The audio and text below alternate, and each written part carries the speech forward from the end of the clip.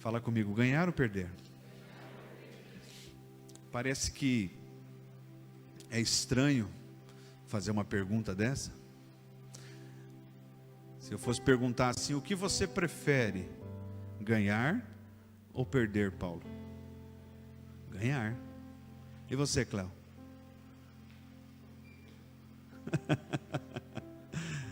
Agora ele já complicou minha vida agora.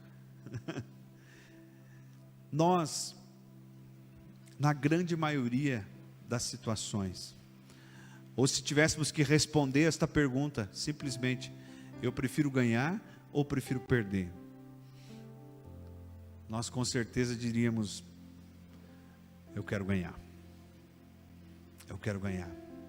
Eu preciso ganhar. Abra sua Bíblia comigo, nós vamos ler 3 textos do Evangelho de Mateus, depois um do Evangelho de Lucas.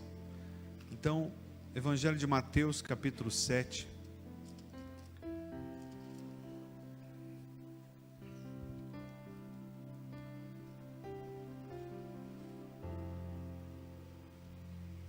Mateus, capítulo 7, versículo 7. Um versículo muito conhecido, um texto muito conhecido.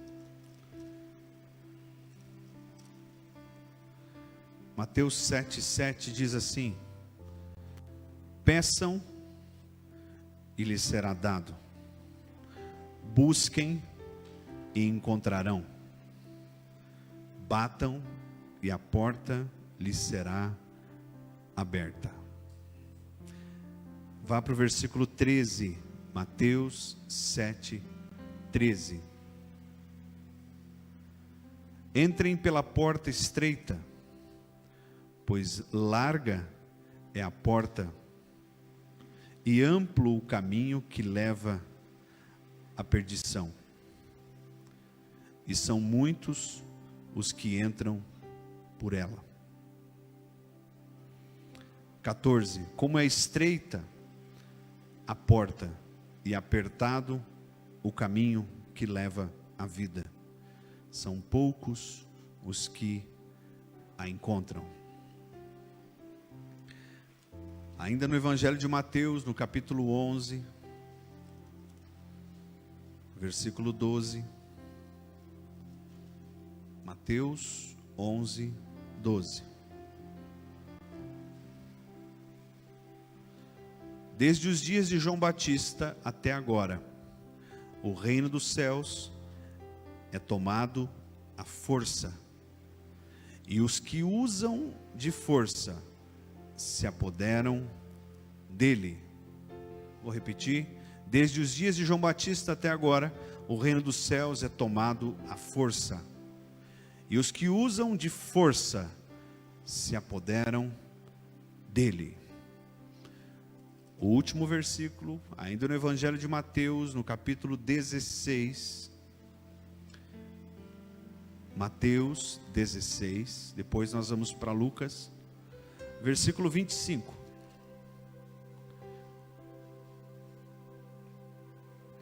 Pois quem quiser salvar a sua vida, a perderá. Mas quem perder a sua vida, por minha causa, a encontrará. Pois quem quiser salvar a sua vida, a perderá. Mas quem perder a sua vida por minha causa, a encontrará. Agora você vai para o Evangelho de Lucas.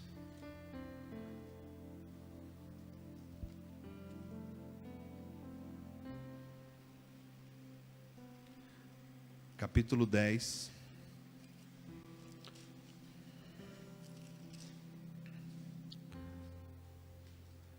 Versículo 25. Evangelho de Lucas, capítulo 10, versículo 25. A parábola do bom samaritano. Certa ocasião, um perito na lei, ou um mestre da lei, levantou-se para pôr Jesus à prova e lhe perguntou: Mestre, O que preciso fazer para herdar a vida eterna? O que está escrito na lei? Respondeu Jesus. Como você a lê? Ele respondeu: ame o Senhor, o seu Deus, de todo o seu coração, de toda a sua alma e de todas as suas forças, e de todo o seu entendimento. E ame o seu próximo como a si mesmo. Jesus disse: você respondeu corretamente. Faça isso e viverá. Mas ele, querendo justificar-se, perguntou a Jesus: quem é o meu próximo? Em resposta, Jesus disse: um homem descia de Jerusalém a Jericó, quando caiu nas mãos de assaltantes. Estes lhe tiraram as roupas, espancaram-no e se foram, deixando-o quase morto. Aconteceu estar descendo pela mesma estrada um sacerdote. Quando viu o homem, passou pelo outro lado. E assim também um levita, quando chegou ao lugar e o viu, passou pelo outro lado. Mas um samaritano, estando de viagem, chegou onde se encontrava o homem e quando o viu, teve piedade dele. Aproximou-se, enfaixou-lhes as feridas, derramando nelas vinho e óleo. Depois colocou-o sobre o seu próprio animal, levou-o para a hospedaria e cuidou dele. No dia seguinte, deu 2 denários ao hospedeiro e lhe disse: cuide dele. Quando eu voltar, lhe pagarei todas as despesas que você tiver. Qual destes 3 você acha que foi o próximo do homem que caiu nas mãos dos assaltantes? Aquele que teve misericórdia dele, respondeu o mestre ou perito da lei. Jesus lhe disse: vá e faça o mesmo. Amém? Pai, obrigado por esta palavra, que é viva e eficaz. E ela já fala conosco, Pai, nosso coração já arde. E que nesta noite, Pai, nós todos sejamos ensinados pela Tua palavra. Eu me lembro agora, Senhor, e oro pela Rosane, pela Pretinha. Pai, abençoe ela, onde ela está. Eu repreendo o mal na vida dela, toda a dor, em nome de Jesus. Declaro vida sobre a vida dela. Senhor, que ninguém nesta noite saia daqui da maneira como entrou, mas que saia tocado pela Tua palavra, em nome de Jesus. Amém. Glória a Deus. Queridos, no dia a dia, cada um de nós precisa de força. Eu pedi ao Jorge para trazer para mim um halter, né? É assim que fala. Isso aqui é um equipamento de musculação. Você pode fazer assim na tua cadeira, como se você tivesse um desse também. O Jever, por exemplo, faz todo dia assim, musculação. Se você fizer musculação, não sei quantos quilos é esse aqui, mas eu acho que é uns 3 quilos. 3? Se você fizer musculação todo dia, começa com 3, vai para 5. Depois, talvez de um mês, você já vai para uns 8 quilos. Mas se você começar com 8, o que vai acontecer? Você vai fazer umas 3 ou 4 vezes e vai cansar. E para quem já recebeu instrução aí de educador físico, sabe que os educadores físicos dizem: olha, você precisa fazer uma quantidade de atividade, e aí depois você descansa um pouco. Você não faz direto. Aí você faz mais um pouco, aí você descansa. Mas no dia a dia, queridos, cada um de nós precisa de força. Você pode pensar aí na força que você precisou hoje? Eu vou dar um exemplo de força. Força para engolir sapo. Alguém precisa de força para engolir sapo? Não precisa levantar a mão. A gente precisa. Nós precisamos de força para dizer sim. Precisamos ou não? Precisamos. Mas da mesma maneira, a gente precisa de força para dizer não. Ou às vezes a gente está morrendo de vontade de dizer sim, eu quero dizer sim, mas você também precisa de força para dizer, vamos esperar um pouquinho. Eu me lembro agora, cheio de um dia que, isso, vou chutar, e deve fazer uns 12 anos atrás, tinha um carro que eu queria comprar, e nós estávamos começando a construir nossa casa, e eu trabalhava em Cascavel naquela época, faz mais de 11 anos com certeza. E eu me lembro que eu fui almoçar e eu vi um carro numa revenda, e eu fui falar com ele, com o dono da revenda, e ele pegava o meu carro, e eu tinha um pouquinho de dinheiro, e eu não ia nem precisar financiar, e eu fiquei todo empolgado, liguei para a Xê, falei, Xê, o que tu acha? Mandei uma foto para ela. Ela falou, amor, nós estamos prestes a começar a construir, vamos esperar um pouco. Sabe aquele desenho animado, aquela musiquinha que a gente ouve assim, faz quá, quá, quá, quá. Eu liguei todo empolgado, feliz, e ela me deu uma resposta sábia. Porque depois não sobrou nem aquele outro carro. Eu tive que vender aquele e ainda fazer um outro empréstimo para conseguir terminar a casa.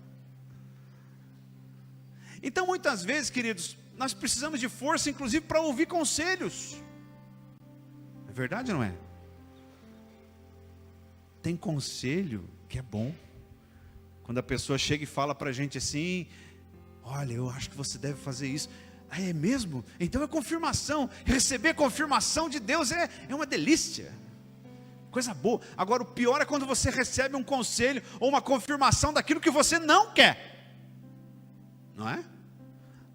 Aí você precisa de força. Mas se você já tiver exercitado, se você já começou a fazer exercício, se você caminha um pouquinho por dia, se você já levanta um pouquinho de peso,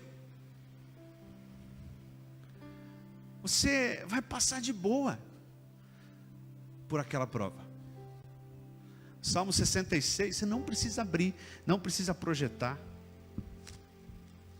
Eu vou ler para você porque eu lembrei agora.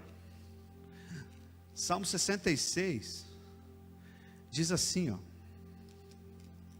Tomara que seja o 66, né?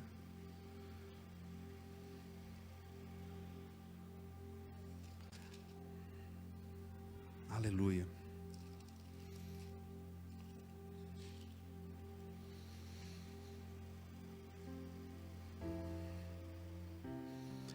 Tu, Salmo 60 diz assim: tu nos rejeitaste e nos dispersaste, ó Deus, e tu derramaste sobre nós a tua ira, sacudiste a terra e abriste fendas, fizeste-nos passar por tempos difíceis.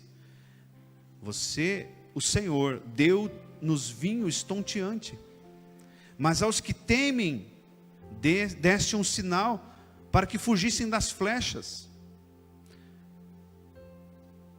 Queridos, muitas vezes as dificuldades que a gente passa no dia a dia, os pesos que a gente tem que carregar no dia a dia, os exercícios emocionais, espirituais que a gente tem que fazer, e muitas vezes físicos, são pesos, segura para mim, Cléo, vai fazendo, são pesos, são exercícios que o próprio Deus manda para a gente. Sabe por quê? Porque Ele está preparando a nossa musculatura. Fala comigo, Ele está preparando a nossa musculatura. Eu não sei se você já viu um caminhão de cimento sendo descarregado. Hoje, a maioria do cimento vem na empilhadeira, né? Vai lá, bota a empilhadeira, tira. Mas nem sempre foi assim. Houve um tempo em que o caminhão, a carreta de cimento encostava lá no depósito e vinha lá 2, 3, 4 homens. E eu me lembro que um dia eu fiquei aqui no Kreutz observando descarregar uma carreta de cimento. Aqueles homens pegavam aquele saco de cimento, botavam na cabeça, ia lá como que se fosse um saco de farinha de 5 quilos. Mas depois de quanto tempo eles conseguiram fazer aquilo? Depois de quanto exercício eles conseguiram fazer aquilo? Queridos, é exatamente assim que Deus faz comigo e com você. Ele vai permitindo que as atividades do dia a dia, que as derrotas, e muitas vezes as vitórias também, mas aquilo que nós passamos, vai nos dando força. Nos dando força para aproveitar aquilo que Ele quer nos dar.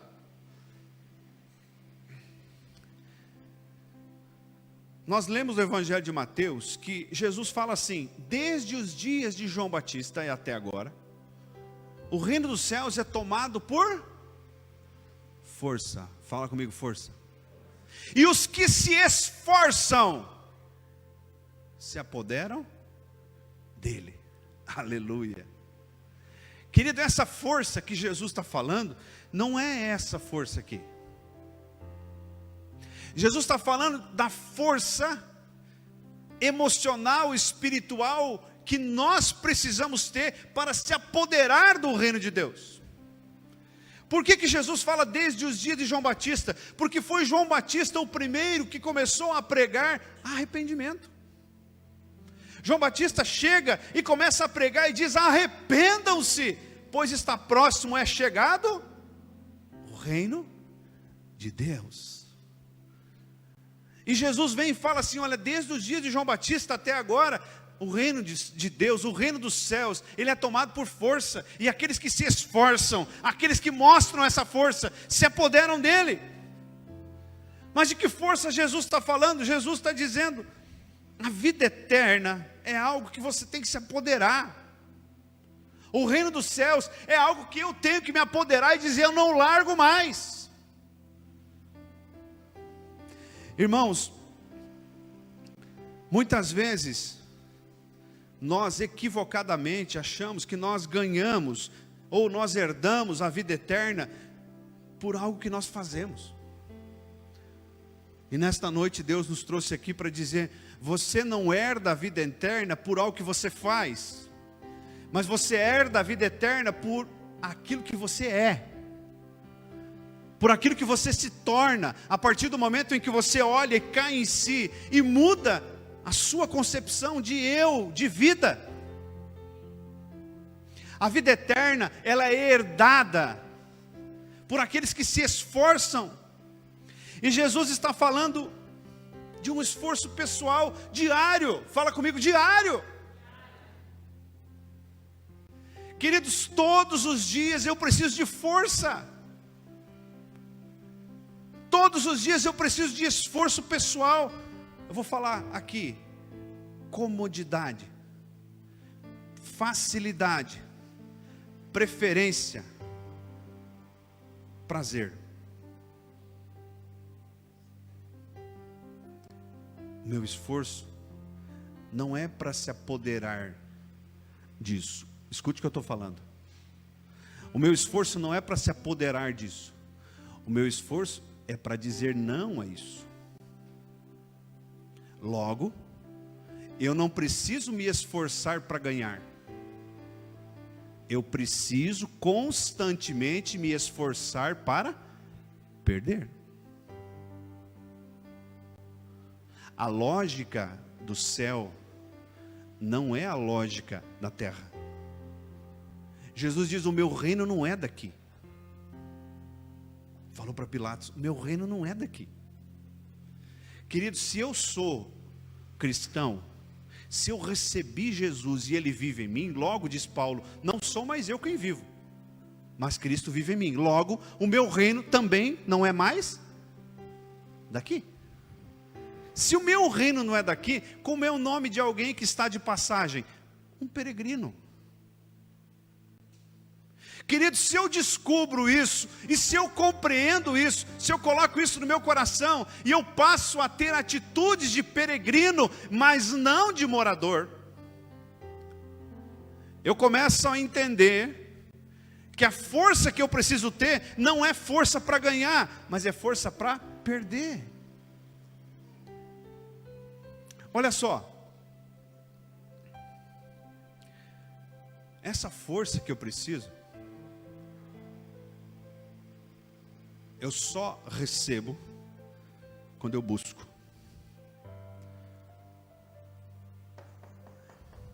Quando eu bato. Quando eu procuro. Não tem jeito de receber essa força para perder sem buscar, sem procurar, sem bater. Não tem.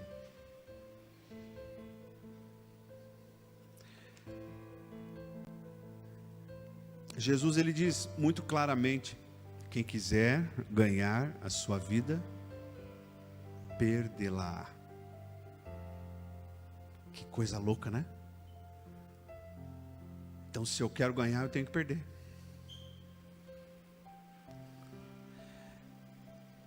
Agora, para conseguir perder, eu preciso de esforço. Se eu fizer esforço para perder, eu vou perder aquilo que está me atrapalhando. Eu fiz aqui depois eu posso até mandar para vocês lá no grupo. Eu fiz aqui uma tabelinha, um comparativo dos modelos de vitória do mundo e do céu. E aí eu e você, nesta noite, vamos assinalar se eu me enquadro no modelo de vitória do mundo ou no modelo de vitória do céu. O mundo diz: faça tudo o que te faz feliz. Quem já ouviu essa frase? Ou talvez uma frase assim: o importante é ser feliz. Tem até uma música, eu acho que fala isso. O importante é ser feliz. Querido, isso aí é uma doutrinação. Eu não estou aqui para dizer que a felicidade não é importante, mas eu estou aqui para dizer que tem um modelo do céu que diz: você será feliz se não fizer tudo o que quer. Por que um pai não dá tudo que o filho quer? Porque ele sabe que não é bom. É bom dar tudo que o filho pede? A minha mãe falava antigamente, não sei se usa essa palavra ainda, quando o filho ganha tudo que pede, ele vira gangento. Vocês conhecem a palavra gangento? Fala lá em Floripa, gangento. Mas que é isso? Gangento, né? Quem que foi gangento aí? Levanta a mão. Gangento é uma pessoa, um filho, uma criança. Eu também não sei nem traduzir isso aí, né? É uma criança que acha que não pode ouvir um não nunca. Mimada. Obrigado. Uma criança que fica motzi quando não ganha o que quer. Não é isso? Esse é um gangento. Ou seja, o filho pede: pai, me dá? Sim. Mãe, me dá? Sim. Pai, me dá? Sim. Me dá? Sim, sim. Tudo é sim. Mas de repente vem alguém e fala não, ele morre.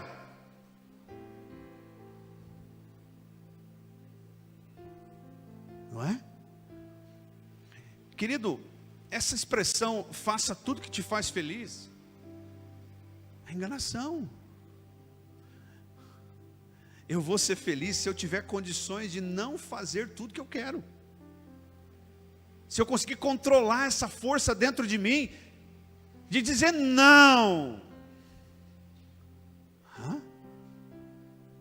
Olha só, modelo de vitória do mundo: faça o que te dá prazer.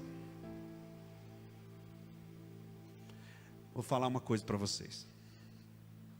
Há alguns dias abriu aqui em Missal a hamburgueria dos nossos amigos Gustavo e Aline, o Ted's. Nós fomos 3 vezes lá. Por coincidência, 3 dias seguidos. Querido, que delícia. Estou fazendo propaganda para o Ted's. Que delícia. Nós fomos num domingo e na segunda-feira tinha sorobrô lá em casa. Mas não do Teds. Sorobrô de alguns dias de almoço. O que é mais gostoso? O Teds. Então, se dependesse do meu estômago, do meu paladar, eu queria comer todo dia o quê? Teds. O prazer,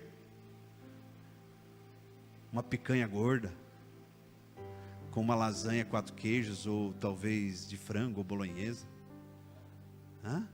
Coca-Cola, né? Experimenta comer picanha gorda com lasanha e tomar coca todo dia. De café da manhã, no almoço, no jantar. Dificilmente tu vai enjoar disso. De picanha não se enjoa. Ainda mais se temperar com aginomoto. Ficaram com fome, né? A gente não enjoa de pizza. Não é? Mas por que enjoa de arroz? Por que a gente não toma a quantidade de água que deveria? Só a irmã Michele que toma. Mas ninguém. A irmã Marineus também? A Michele não tem garrafa, ela tem bujão. Né? Querido, eu fico encantado com pessoas que conseguem beber 2, 3 litros. 2 litros até que eu acho que eu bebo. Mas 3 litros de água? Agora, eu não bebo Coca-Cola, não bebo refrigerante por causa da minha esposa.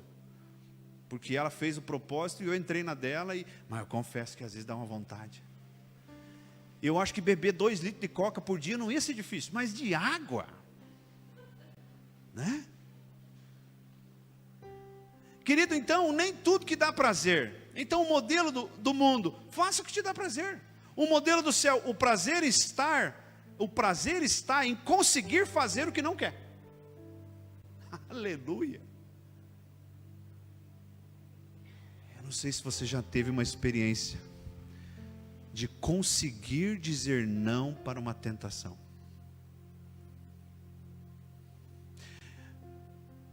Sabe quando Jesus foi levado ao deserto, Mateus 4, diz que o diabo veio e ofereceu pão, ofereceu honra, ofereceu domínio, ofereceu poder. E ele foi falando, não, não, não, não. E depois que ele falou não, Satanás se retirou. E quem que veio servir Jesus? Anjos. Vou falar de novo, não é garçom daqui, é anjo. Então quando a gente consegue dizer não, quem vem nos servir são os anjos. Mas quando eu falo não, Jever, qual a sensação? Que eu estou ganhando ou perdendo? Perdendo. E tem alguém às vezes perto de você, que ouve você falar não, e fala assim, mas é um tonto. Verdade ou não é? É um tonto. O modelo do mundo, busque a própria felicidade. Modelo do céu, busque fazer o maior número de pessoas felizes. O modelo individualista é o que está se ensinando. Eu já contei para vocês um tempo atrás. Não sei se contei aqui, mas vou contar. Uma aluna minha, início de semestre, estava vindo de São Paulo. Na sala falou, professor, acredita que eu vindo para cá agora para a universidade, um senhor que eu nunca vi, passou por mim e falou, bom dia. Eu falei, e daí? Qual é o problema? Ele não tem intimidade comigo para falar bom dia. Eu falei, você não acha que você está sendo mal educada ou exagerada? Não, eu não conheço ele.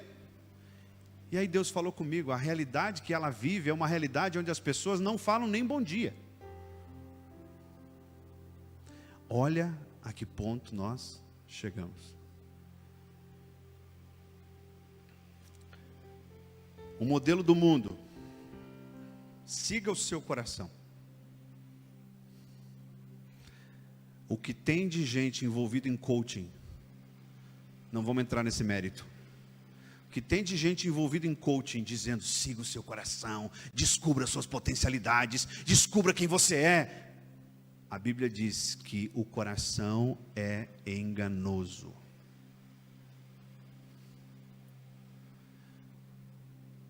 Eu sei que abre muita coisa para a gente discutir, mas eu estou trazendo para você que nem sempre aquela vontade que está ardendo no teu coração é a direção do céu. O modelo do mundo: lute para ter mais, sempre mais. Você pode ter mais.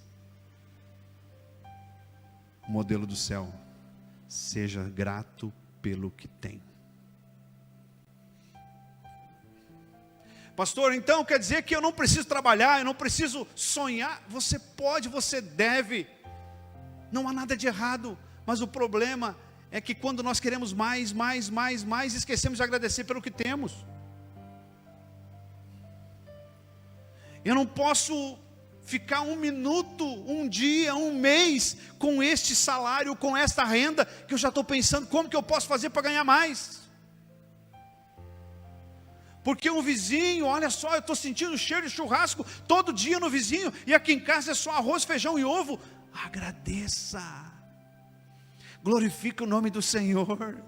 Você não está passando fome. A Bíblia diz que o nosso respirar seja fruto de adoração.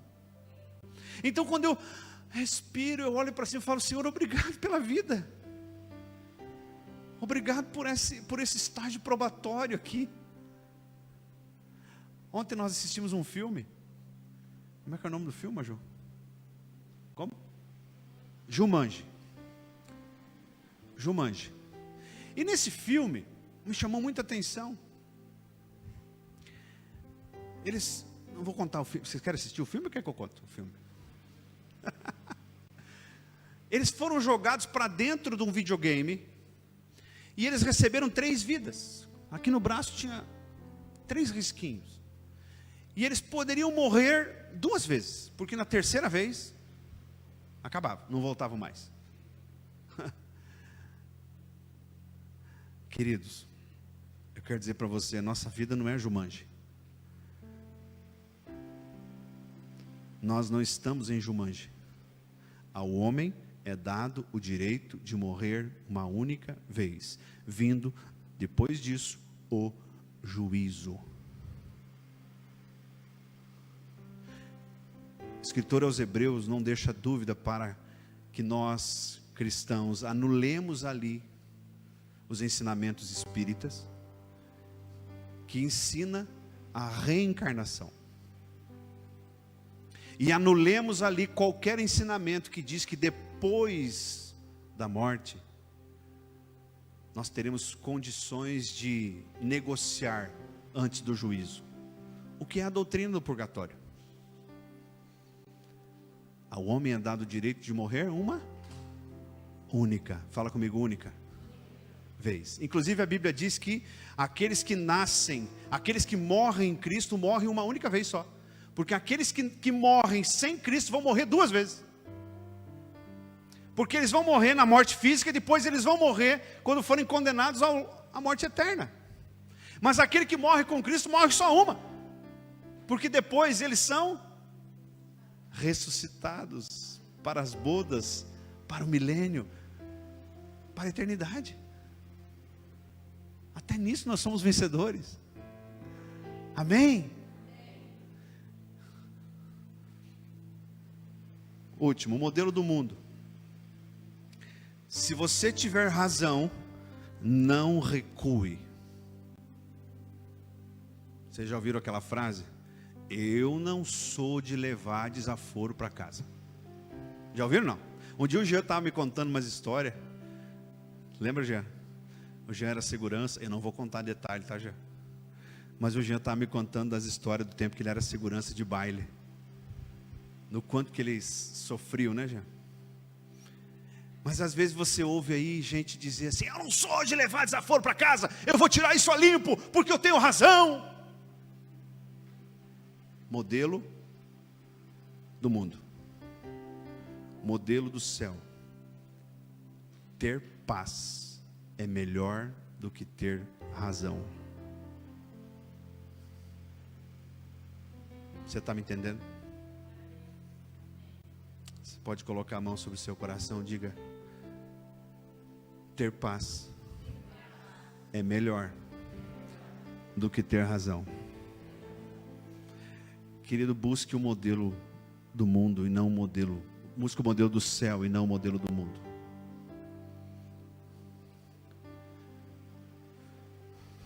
E aí, nessa análise, eu pergunto: em qual, me devolve meu alter, em qual dos modelos eu preciso ter mais força? O modelo do mundo ou o modelo do céu? Do céu. E qual dos modelos eu ganho mais e em qual que eu naturalmente vou perder mais? Eu ganho mais no modelo do mundo e eu perco mais no modelo do céu. Mas Jesus diz: quem quiser ganhar a sua vida, perdê-la. Isso não significa, queridos, que eu estou pregando aqui que nós vamos ser humilhados, que nós vamos virar motivo de chacota. Nada disso. A Bíblia diz que nós temos um justo juiz. Nós temos aquele que olha, vê todas as coisas. Quando a gente lê ali no Evangelho de Mateus capítulo 7, Jesus ele fala das duas portas e dois caminhos. Observe que às vezes a gente não percebe que essas duas portas elas levam a dois tipos de caminho também. A porta estreita e a porta larga. Qual que é mais fácil de entrar? A larga. E aí você se depara com duas portas, uma que Jesus mesmo diz: esforçai-vos. Opa, esforçai-vos quer dizer que eu preciso ter força. Esforçai-vos para entrar pela porta estreita, porque ali além da porta estreita, é estreito o caminho, e são poucos aqueles que fizeram atividades suficientes e conseguem entrar por ela. São poucos aqueles que entendem que precisam perder para ganhar, e não ganhar primeiro para depois perder. São poucos aqueles que entendem que nós precisamos ir para Jesus, entregar a nossa vida para Ele e ser filho de Deus, não pelo que Ele pode nos dar, mas pelo que Ele é. Querido, se eu vou para Jesus porque eu estou querendo que Ele me dê alguma coisa, daqui a pouco chega o concorrente. Chega o concorrente e fala assim: olha, é o seguinte, eu tenho uma proposta melhor. Ah, é? É. Ah, então eu vou com você. A fé em Jesus precisa ser pelo que Ele é, não pelo que Ele vai me dar. Ele já me deu. Ele já me deu. Paulo diz: se a nossa esperança se resume apenas a esta vida, eu não tenho esperança, eu sou o pior de todos os homens. Querido, quando eu tenho a minha fé que se resume a esta vida, eu não tenho fé. Eu estou achando que as coisas vão terminar aqui. Não, elas não vão terminar aqui. Muitos procurarão entrar, mas não serão capazes, porque não se esforçaram o suficiente para perder. Parece antagônico isso, né? Mas como, pastor? Como que eu vou me esforçar para perder? Eu só consigo encontrar forças para perder se a minha mente for transformada. Veja bem, eu preciso de força para perder, eu preciso de força para dizer não, não para dizer sim.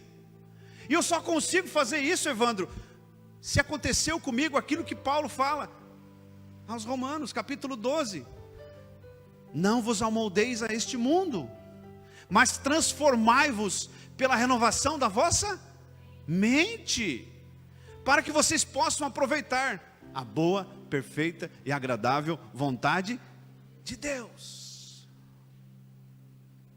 Paulo está dizendo, olha, tem um modelo do mundo que vai querer criar em vocês uma forma. Ontem comprei uma forma para fazer pão. Eu já fiquei imaginando o pão, eu vou mandar foto para vocês. Isso é fé, gente. Isso é fé. Eu fiquei imaginando, já ontem quando eu comprei a forma, eu fiquei imaginando como vai ser o pão. Na parte de cima, ele chega a dar uma... Já viram um pão assim, um pão caseiro, né? Na parte de baixo ele é retinho, ele é retangular, não é assim? Né, dona Tere?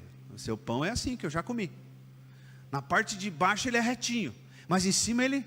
Mas por que na parte de baixo ele é retinho? Porque ele estava dentro de uma forma. E Paulo diz, não vos amoldeis com este mundo. Em outras palavras, Jair, Paulo estava dizendo, não se coloque na forma do mundo, porque eles querem gerar em você um modelo.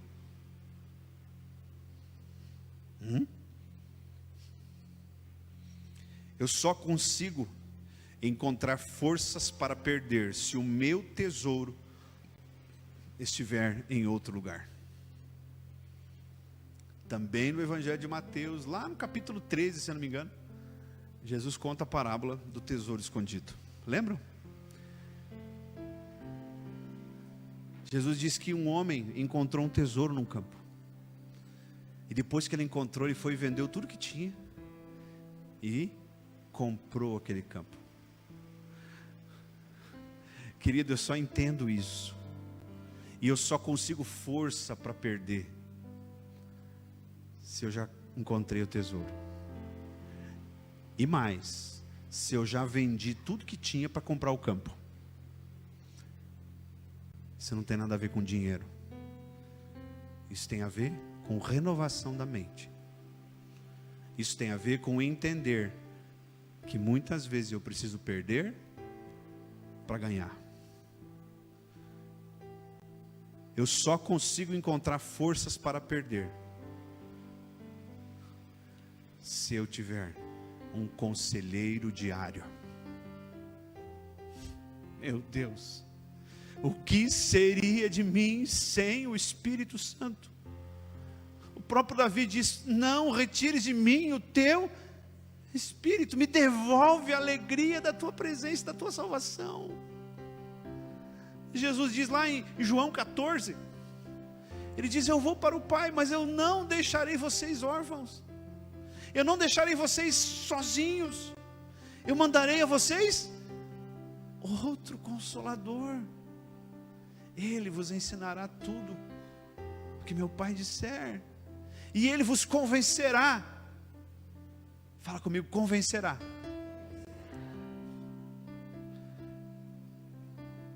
Do que Ele vai convencer? Do pecado? De quem mais?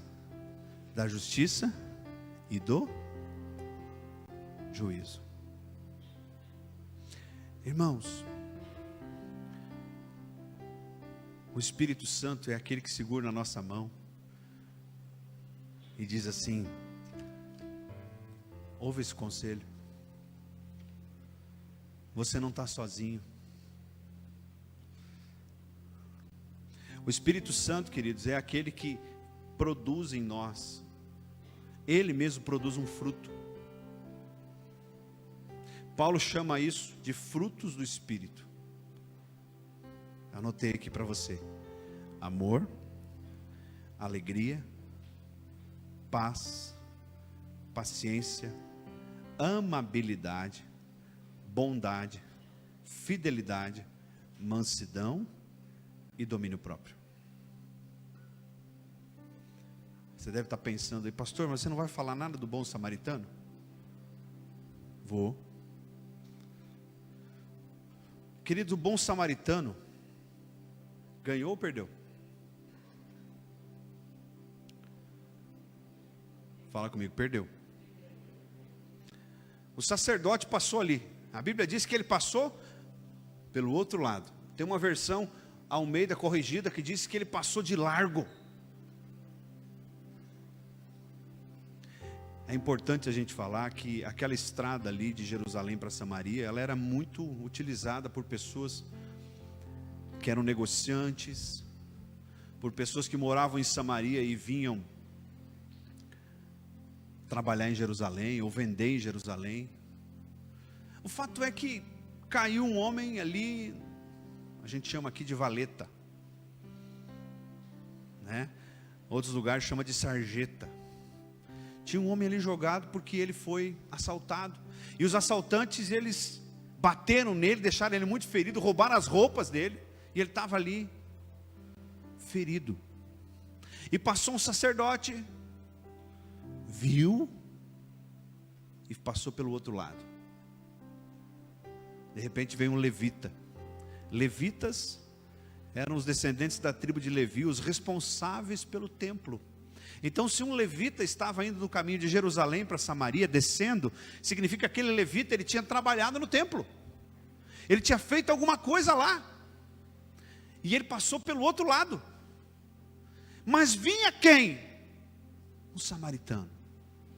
Vinha aquele que não era sangue puro, vinha aquele cujo povo foi misturado com os assírios, e ali gerou uma grande briga com os judeus. Pagão, obrigado. Os judeus, eles não gostavam dos samaritanos, e os samaritanos também não gostavam dos judeus, porque havia ali uma briga de raça, e um dizia outra coisa, outro dizia uma coisa, e assim por diante. Vocês lembram da história de João 8, Jesus na beira do poço? Querido, mas esse samaritano, diz o texto, que ele parou, ele enfaixou as feridas, ele derramou vinho e óleo, ele colocou aquele homem sobre o lombo do seu próprio animal, levou na hospedaria, e observe, no outro dia ele disse para o dono da hospedaria: olha, está aqui um dinheiro, e quando eu voltar, se tiver alguma coisa a mais para pagar, eu vou pagar.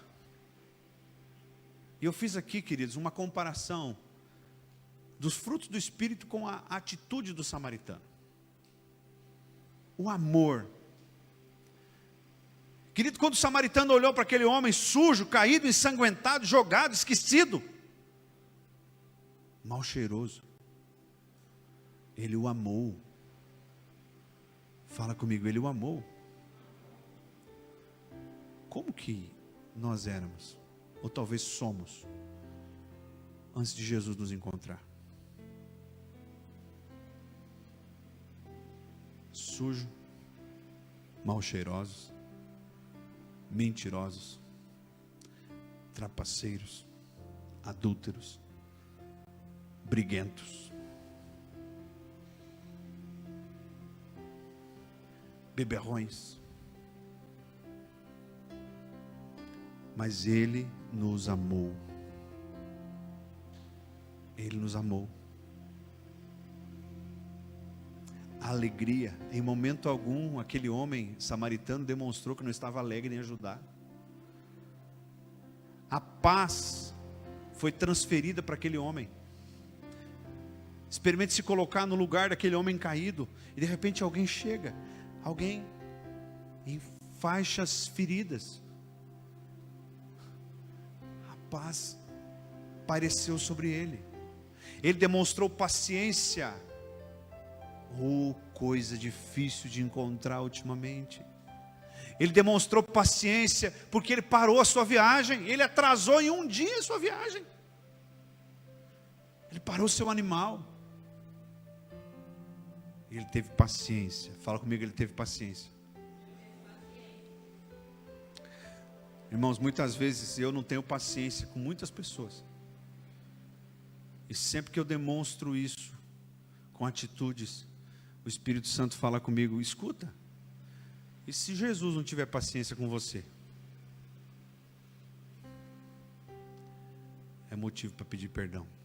A Bíblia diz que a misericórdia do Senhor é a razão de não sermos consumidos. E eu vou trocar esse versículo, vou criar um heresias do Becker. Eu vou dizer assim: a paciência do Senhor é a razão de não sermos consumidos. Eu não sei com você, mas Deus já teve muita paciência comigo. Ele precisou de paciência com você? Pergunta para quem está do teu lado, Deus precisa de paciência com você?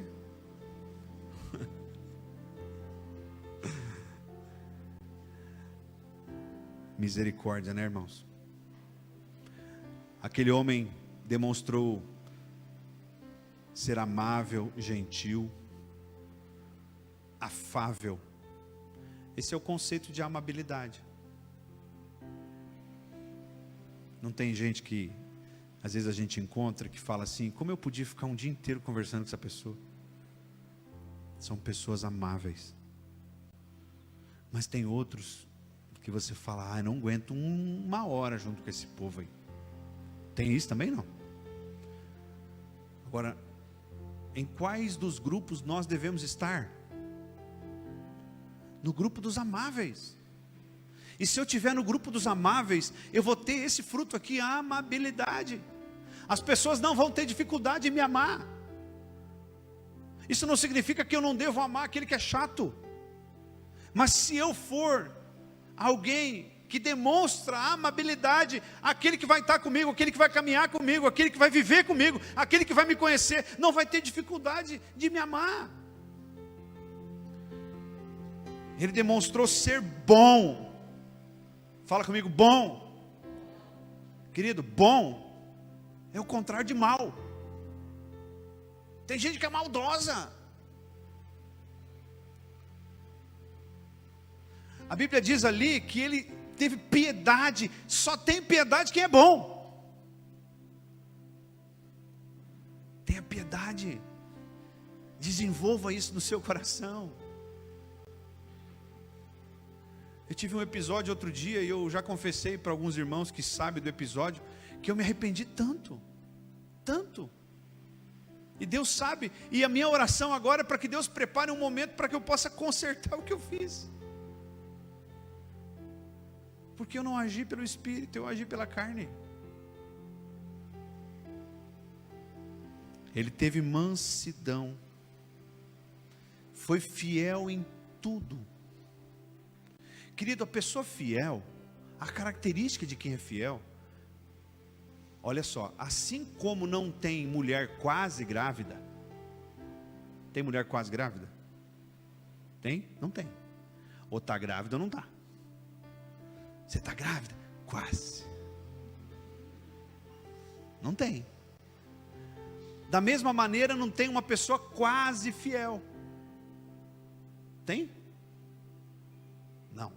Ou você é, ou você não é. É que nem a previsão do tempo do Paraguai. Pode que chove como pode que não. Não é? Fidelidade é isso. Já estou terminando. Fala glória a Deus. Não era para falar.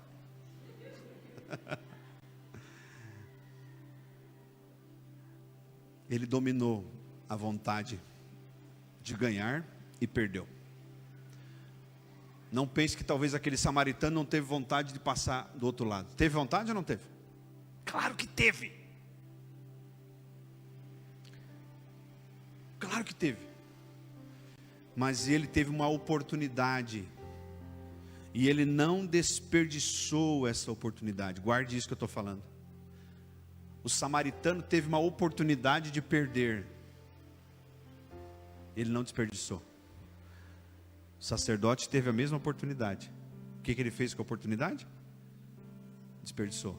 O levita teve a mesma oportunidade. O que ele fez com a oportunidade?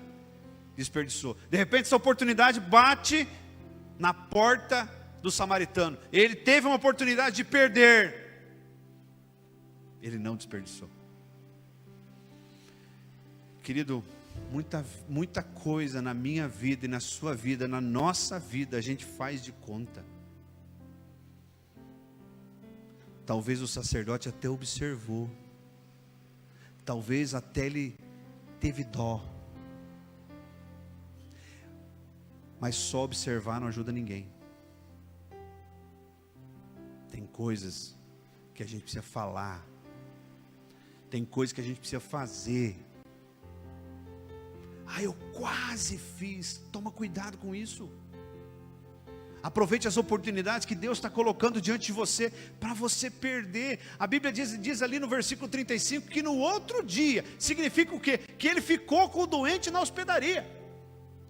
Ele não chegou na hospedaria e jogou ele lá. Não, no outro dia, ele chamou o dono da hospedaria e falou: olha, está aqui o dinheiro, se ele gastar mais eu vou pagar. Irmãos, talvez a oportunidade da gente perder está batendo na nossa porta e nós não estamos aproveitando. Fique de pé. Deixa aí na mesa, na cadeira, a sua Bíblia.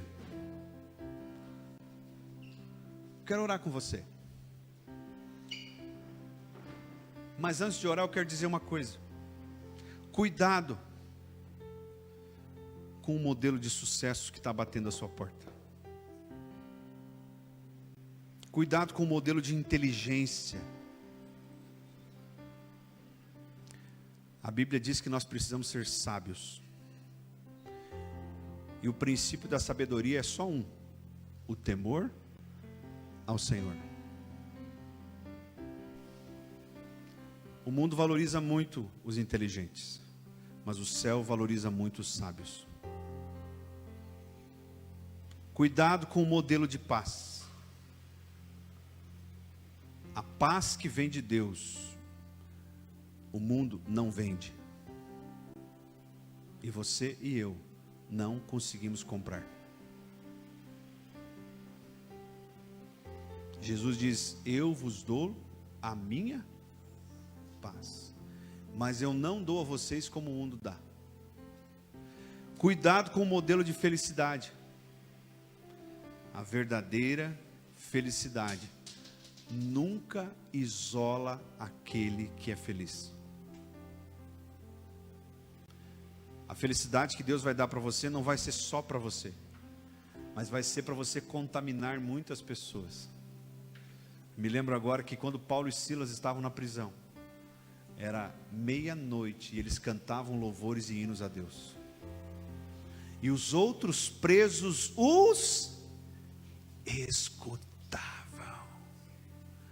Seja feliz para quem está do teu lado, preso, escute. A tua felicidade, o teu louvor precisa contaminar quem está perto de você. De repente veio um terremoto e a porta das celas foram abertas. O carcereiro pediu uma luz e veio com uma espada, queria se matar, e Paulo diz: não, nós estamos aqui. E ele então diz: o que eu devo fazer para ser salvo?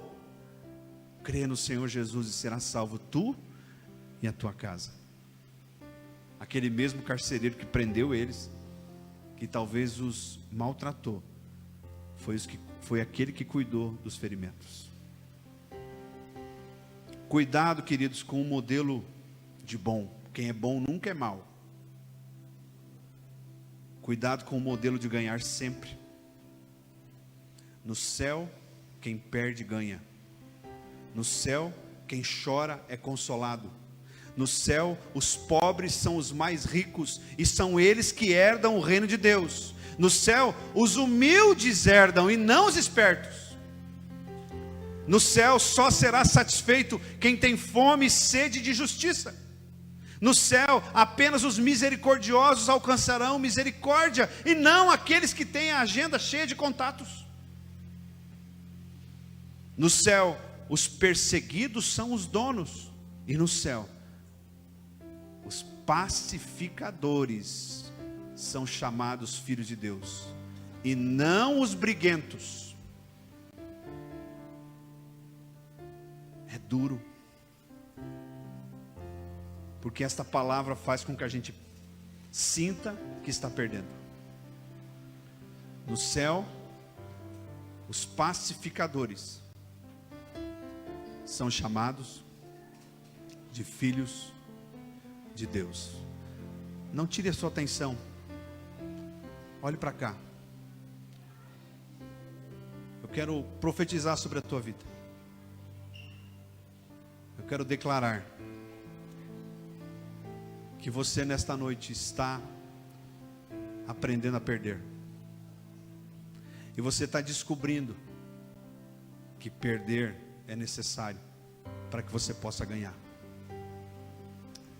Feche teus olhos um pouquinho.